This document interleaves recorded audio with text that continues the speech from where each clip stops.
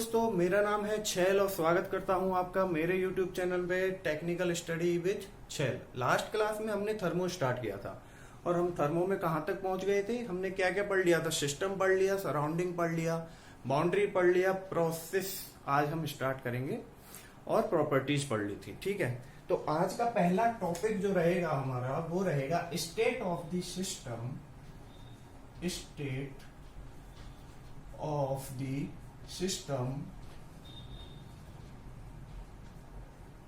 and process।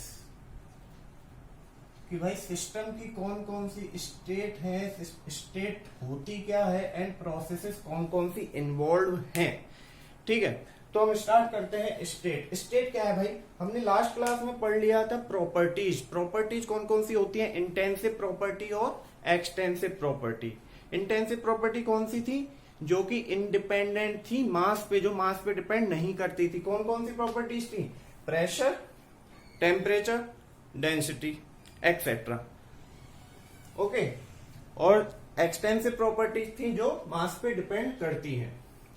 ठीक है, तो मैं स्टेट की बात करता हूं। Let's suppose I have a point और इस पॉइंट की मुझे सारी प्रॉपर्टीज पता है कि सर इस पॉइंट का प्रेशर P1 है, वॉल्यूम V1 है, डेंसिटी ρ1 है। This is point 1।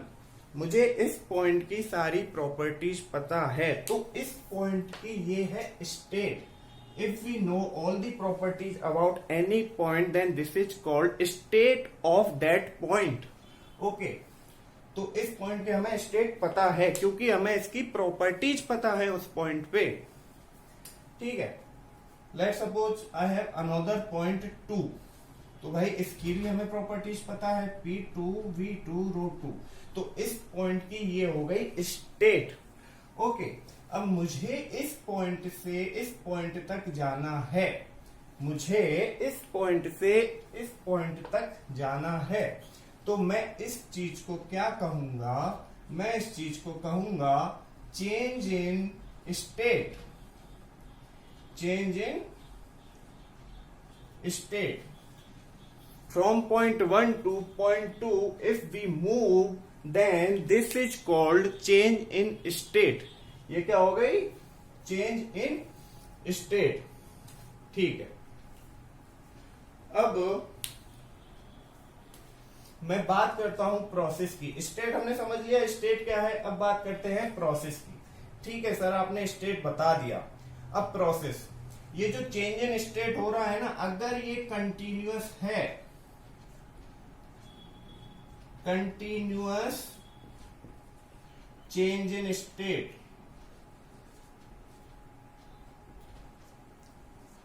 Continuous change in state is called process. Continuous change in process is called process. Okay, इसको एक एग्जांपल से समझ लेते हैं कि sir I have a graph between two properties. Properties हमें पता है क्या क्या होती है। मैंने एक ग्राफ बना लिया दो प्रॉपर्टीज के बीच में, जो कि है प्रेशर और वॉल्यूम। ठीक है सर, यहां पे मैंने एक पॉइंट ले लिया 1, इसकी मुझे प्रॉपर्टीज पता है, this is P1 and this is V1। यहां पे मैंने एक अनदर पॉइंट ले लिया जो कि है 2, जिसकी भी मुझे प्रॉपर्टीज पता है, P2 and V2। Okay sir, मुझे जाना है from point 1 to point 2। Any how I want to go from point 1 to point 2 continuously. Okay, तो this is called process. This is called process. Okay, continuous change in state.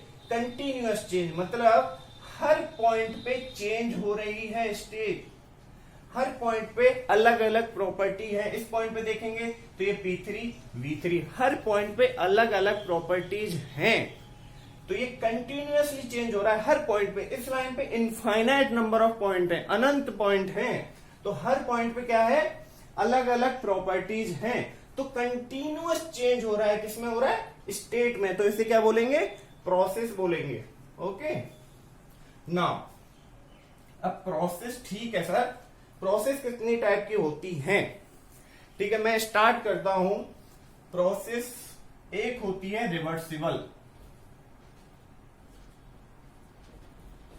Reversible process कौन सी होती है भाई?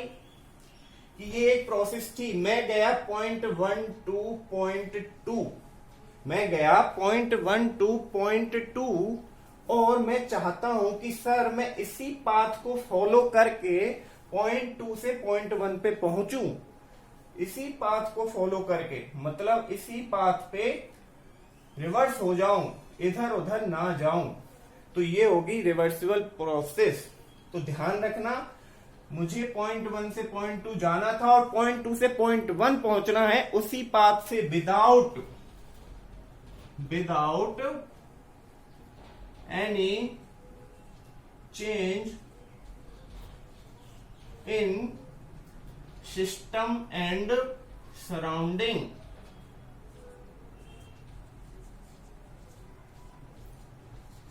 Sir मुझे उसी path पे वापस जाना है बिना किसी चेंज के सिस्टम और सराउंडिंग में।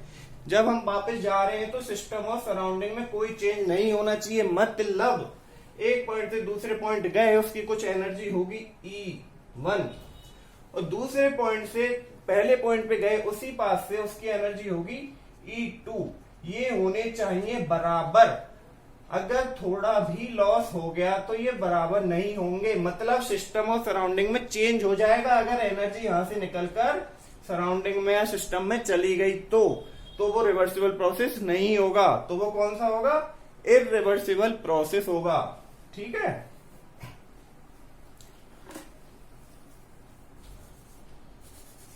तो समझ में आ गया साहब रिवर्सिबल प्रोसेस क्या होती है?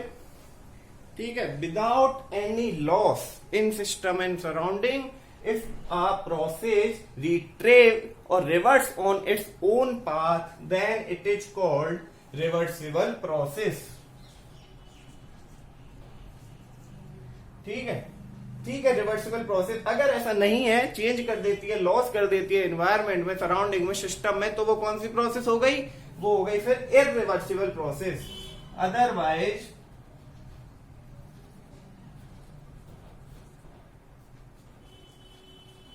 इररिवर्सिबल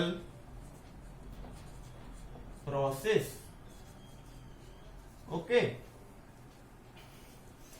अब समझ में आ गया सर रिवर्सिबल प्रोसेस क्या है और इररिवर्सिबल प्रोसेस क्या है। क्या इनके अलावा कोई और प्रोसेस होती है? हाँ जी, इनके अलावा भी प्रोसेस होती है। सर कौन सी प्रोसेस है इसके अलावा? एक प्रोसेस है, जल्दी बताओ कौन सी प्रोसेस है? Quasi static process. कौन सी? Quasi static. सर अंतर क्या है? क्वासी स्टैटिक प्रोसेस, देखो इसी से समझ लेंगे। पहले मैं इसके लिए एक एग्जांपल ले लेता हूं, उससे समझाता हूं। We have a container and we have a gas inside this and there is a piston which is moving, okay, which is moving, and there are two stoppers. If we provide energy to the system, to the gas, then gas having tendency to expand. अगर temperature increase करेंगे किसी gas का तो उसकी क्या tendency है? वो expand होना चाहेगा। ठीक है, यहां पे एक वेट लगा दिया मैंने जिसका मास है m।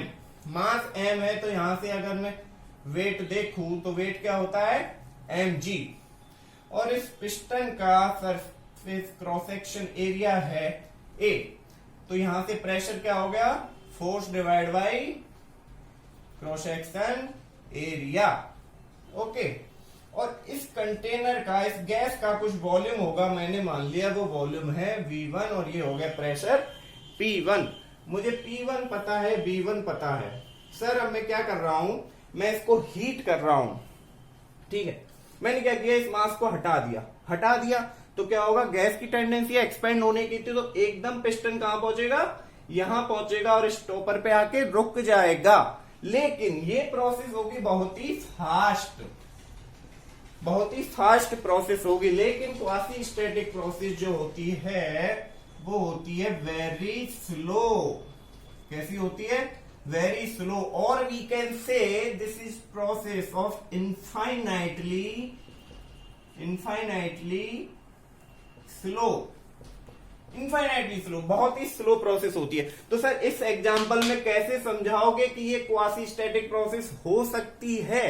ठीक है, मैं क्या करता हूं, ये जो मास था m, मैंने इस मास को बहुत ही इनफाइनाइट, और we can say if finite तो वी कैन रिमूव। हम फाइनाइट एलिमेंट्स में इसको क्या करेंगे? डिवाइड कर लेंगे, स्लाइस कर लेंगे, और एक एक धीरे धीरे इसके ऊपर से वेट को हटाएंगे। ऊपर से एक स्लाइस हटाई तो क्या हुआ? थोड़ा सा गैस एक्सपेंड हुआ, और रुकेंगे थोड़ी देर जब तक कि वो स्टेबल हो जाए। ऐसे धीरे धीरे एक एक स्लाइस हटाते जाएंगे, तब तक वो स्टेबल होता जाएगा। तो ये प्रोसेस हो जाएगी बहुत ही स्लो, और उसे हम क्या बोलेंगे? Quasi static process. ठीक है। अगर प्रैक्टिकली देखें तो रिवर्सिबल प्रोसेस और क्वासी स्टैटिक प्रोसेस में कुछ समानता है। ठीक है, हम अपनी स्टडी में ये मान के चलते हैं कि सर रिवर्सिबल प्रोसेस और क्वासी स्टैटिक प्रोसेस दोनों ही सेम हैं, लेकिन नहीं, ये ऐसा नहीं है। बहुत ही क्लोज हैं एक दूसरे के, लेकिन ऐसा नहीं है। See all quasi static processes are not reversible processes. मैंने क्या बोला? All quasi-static processes are not reversible processes, but all reversible processes are quasi-static process. अगर कोई quasi-static process है तो जरूरी नहीं है कि वो reversible process होगी, लेकिन अगर कोई reversible process है तो वो quasi-static process होगी ही होगी। ओके, तो भाई समझ में आ गया quasi-static process क्या है। और अगर quasi-static नहीं है, वेरी स्लो नहीं है, ऐसा नहीं है, तो वो क्या है? Non quasi static. तो ठीक है, ये बहुत ही स्लो प्रोसेस है। तो मैं इसको सर ग्राफ पे कैसे रिप्रेजेंट करूंगा? कैसे रिप्रेजेंट करेंगे भाई? पॉइंट 1 पे हमें पता है, अभी निकाला है P1 और V1, और पॉइंट 2 पे जब ये एक्सपेंड कर जाएगी तो उसका भी हमें पता रहेगा P2 V2। ठीक है, तो इन पॉइंट को 1 से 2 ज्वाइन कर दिया। ठीक है, 1 से 2। ये प्रोसेस बहुत ही स्लो है, मतलब हर पॉइंट इक्विलिब्रियम में है। यहां भी तो यही था, हर पॉइंट इक्विलिब्रियम में था रिवर्सिबल में, क्योंकि कोई भी लॉस नहीं था। ऐसा ही यहां पे है, हर पॉइंट इक्विलिब्रियम में है। तो हम लाइन को ज्वाइन कर देंगे हर पॉइंट के थ्रू। अगर नॉन क्वासी स्टैटिक प्रोसेस है तो उसे डॉटेड लाइन से रिप्रेजेंट करेंगे, और इरिवर्सिबल है तो PV। Non quasi static dotted line. Sir ये डॉटेड लाइन का मतलब क्या है? डॉटेड लाइन से क्यों रिप्रेजेंट किया है? डॉटेड लाइन से इसलिए रिप्रेजेंट किया है क्योंकि हर पॉइंट इक्विलिब्रियम में नहीं है, नॉन रिवर्सिबल प्रोसेस है ये, हर पॉइंट इक्विलिब्रियम में नहीं है। मतलब सर मैं 1 से 2 पहुंच गया, लेकिन जब 2 से 1 आ रहा था तो इस पाथ को रिट्रेस नहीं कर पाया, थोड़ा बहुत लॉस हो गया, तो मेरे इस ग्राफ के पॉइंट इधर उधर चले गए।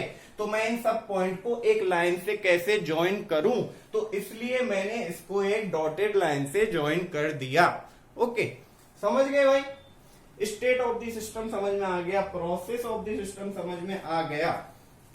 ठीक है, इसके बाद हम पढ़ते हैं गिब्स फेज रूल। ये गिब्स फेज रूल क्या होता है? हाँ तो भाई ये गिब्स फेज रूल क्या होता है? गिब्स एक साइंटिस्ट का नाम है जिसने एक फॉर्मूला दिया है। फॉर्मूला किस चीज के लिए दिया है? डिग्री ऑफ फ्रीडम निकालने के लिए। डिग्री ऑफ फ्रीडम क्या होता है? देखो पहले पढ़ लेते हैं degree of freedom.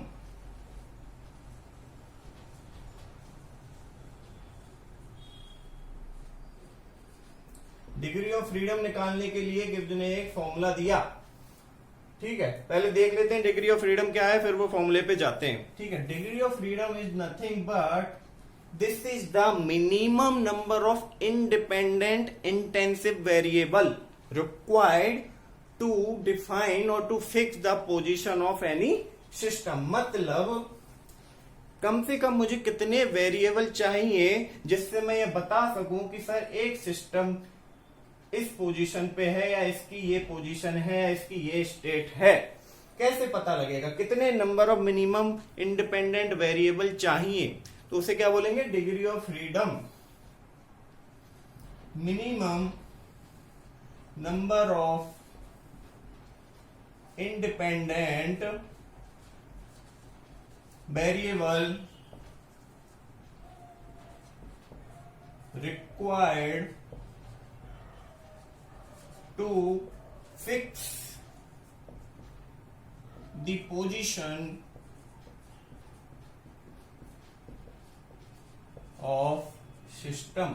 Minimum number of independent variable required to fix the position of system.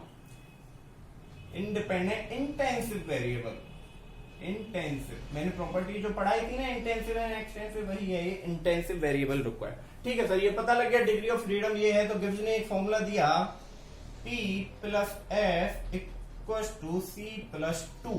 ठीक है सर, ये फॉर्मूला दिया, मैं ये चीजें बाद में बताऊंगा। ये क्या है, पहले ये 2 क्या है, ये एक है कांस्टेंट, और ये क्या रिप्रेजेंट करता है, ये रिप्रेजेंट करता है दो properties, temperature and pressure. Thermodynamics में ये होता है 2, जब मटेरियल साइंस पढ़ेंगे तो वहां पे ये होगा 1। 1 क्यों होगा, क्योंकि वहां पे एक चीज को फिक्स ले लेते हैं, हम मान लेते हैं कि कोई भी प्रोसेस है, कुछ भी है, वो एक फिक्स टेम्परेचर पे हो रहा है और वेरिएबल उसमें है ओनली प्रेशर। ठीक है, तो यहां पे जो P है ये है फेज, F जो है ये है degree of freedom, and C जो है ये है number of chemical composition, number of chemical composition, number of chemical composition. ठीक है सर, पहले ये बताइए फेज क्या चीज है। Phase is nothing but it is the amount, it is the quantity और amount of mass that is homogeneous chemical composition, that is having homogeneous chemical composition throughout the system and same physical structure throughout the system। क्या होना चाहिए, homogeneous chemical composition होना चाहिए, homogeneous chemical composition and physical structure.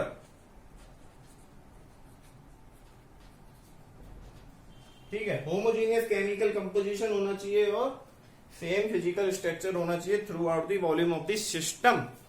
Homogeneous chemical composition का मतलब क्या है sir, पहले ये देख लो कि फेज कौन कौन से होते हैं। फेज बचपन से पढ़ते आ रहे हैं सर, दुनिया में 3 तरह के फेज हैं, और जो इन 3 के अलावा है वो है एडवांस, वो हम नहीं पढ़ते हैं। तो 3 तरह के कौन से हो गए, सॉलिड, लिक्विड एंड गैस, ये फेज है। अक्सर होमोजीनियस केमिकल कंपोजिशन का मतलब क्या है, केमिकल कंपोजिशन होमोजीनियस का मतलब ये है कि मान लो ये कंटेनर है, इसमें एक गैस भरी हुई है O2, ठीक है, और इसमें वाटर भी है H2O। तो यहाँ ऑक्सीजन है और हाइड्रोजन है, लेकिन क्या तुम ये बोल सकते हो कि सर हर पॉइंट पे हमें हाइड्रोजन और ऑक्सीजन मिल जाएगा? हर पॉइंट पे नहीं मिलेगा, क्योंकि ये वाटर है, ये ऑक्सीजन है, गैसियस फेज में हर पॉइंट पे केमिकल कंपोजिशन सेम नहीं होगा। ठीक है, तो सेम होना चाहिए। तो ये सेम कैसे होगा, ऐसे हो सकता है सर, ये वाटर वेपर है मान लो, ठीक है, वाटर वेपर है, यहां भी H2O, यहां भी H2O, केमिकल तो सेम ही है, हाइड्रोजन और ऑक्सीजन ही तो है पूरे में, तो हर जगह पे तुम्हें हाइड्रोजन मिलेगा, हर जगह पे ऑक्सीजन मिलेगा। तो ये हो गया होमोजीनियस केमिकल कंपोजिशन। और फिजिकल स्ट्रक्चर की अगर मैं बात करूं तो मान लो पूरे कंटेनर में है गैस और इस कंटेनर में है लिक्विड। तो लिक्विड के जो मॉलिक्यूल्स हैं वो कंपैरेटिवली पास पास होते हैं, अगर गैस से कंपेयर करें तो पास पास होते हैं और गैस के दूर दूर होते हैं। तो ये है इसका फिजिकल स्ट्रक्चर। तो लिक्विड में देखेंगे तो हर जगह पे क्या है, सेम फिजिकल स्ट्रक्चर है। अगर इन दोनों को मिला दिया तो गैस का तो दूर दूर है, लेकिन वाटर का, लिक्विड का पास पास है, तो वो फिजिकल स्ट्रक्चर सेम नहीं है। ओके, तो यहां से फेज समझ में आ गया है, फेज क्या चीज है। इसके बाद केमिकल कंपोजिशन भी मैंने बता दिया क्या चीज है। तो अब हम पढ़ते हैं इसके बाद कि सर इसके कुछ एग्जांपल्स बता दो, कुछ क्वेश्चंस करा दो। तो आज की क्लास के लिए इतना काफी है। नेक्स्ट क्लास में हम इसके क्वेश्चंस करेंगे और स्टार्ट करेंगे जीरोथ लॉ ऑफ थर्मोडायनेमिक्स। ठीक है, तो आज के लिए इतना ही। अच्छा लगे वीडियो सब्सक्राइब कर दो, लाइक कर दो और शेयर कर दो। Thank you very much. Stay safe and stay home. Okay, bye.